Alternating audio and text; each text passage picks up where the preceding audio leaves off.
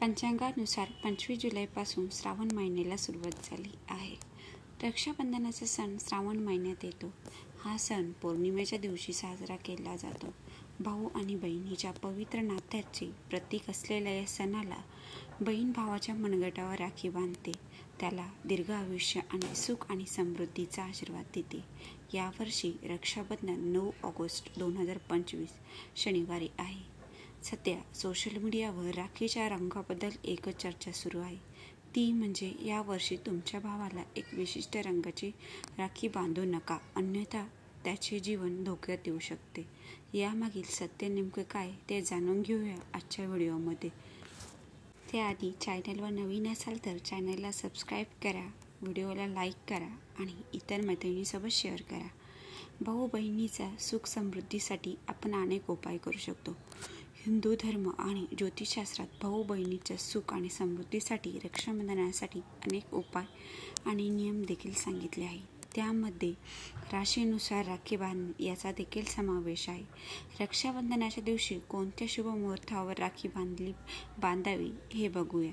ज्योतिषशास्त्रानुसार 2025 हे वर्ष मंगळाचे वर्ष म्हटले जात आहे.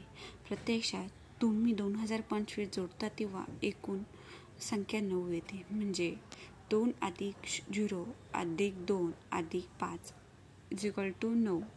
9 या अंकाचा स्वामी मंगळ आहे, म्हणून त्याला मंगळाचे वर्ष म्हटले जाते. मंगळ हा धैर्य, आत्मविश्वास, ऊर्जा, क्रोध यांचा ग्रह आहे.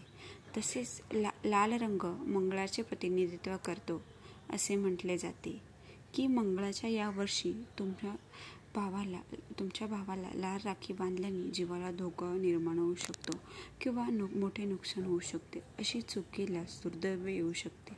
म्हणून यावर्षी रक्षाबंधनावर तुमच्या भावाला लाल रंगाची राखी बांधू नका. यामागील नेमकं सत्य कारण काय जाणून घेऊया.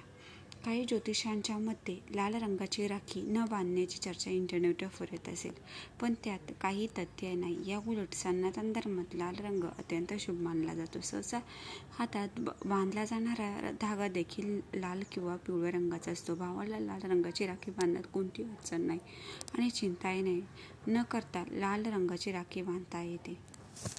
व्हिडिओमध्ये दिलेली माहिती आवडली असेल तर चॅनलला लाईक करा, शेअर करा आणि सबस्क्राईब करा. श्री स्वामी समर्थ.